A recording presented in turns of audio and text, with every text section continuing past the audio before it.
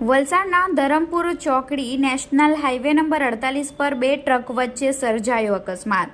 Driver ટ્રકની કેબિનમાં ફસાયો. Valsad highway પર બે truck વચ્ચે અકસ્માત સર્જાયો હતો, જેમાં ટ્રકનો ડ્રાઈવર ટ્રકની કેબિનમાં ફસાઈ જતા ભારે જહેમત બાદ ટ્રક ડ્રાઈવરને બહાર કાઢી સારવાર માટે નજીકની હોસ્પિટલમાં ખસેડવામાં આવ્યો હતો. સાથે જ ટ્રકના ક્લીનરને પણ ઈજા પહોંચતા હોસ્પિટલ ખસેડાયો.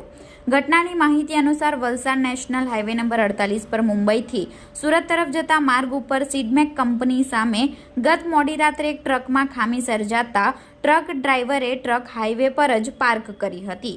જે દરમિયાન આજે સવારે અન્ય એક ટ્રકના ચાલકે પૂરપાટ ઝડપે આવી રહ્યો હોય, જેમાં ઊભેલી ટ્રકના પાછળના ભાગે ધડાકાભેર અથડાવી દેતા અકસ્માત સર્જાયો હતો, જેમાં ટ્રકમાં સવાર ડ્રાઈવર અને ક્લીનરને ઈજાઓ પહોંચી હતી.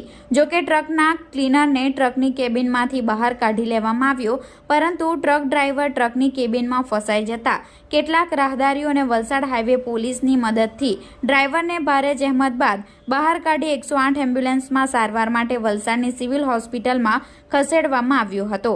આ બનાવ બાદ હાઈવે પર થયેલા ટ્રાફિકને બે પોલીસે ખુલ્લો કરાવ્યો હતો અને આગળની કાર્યવાહી શરૂ કરી હતી.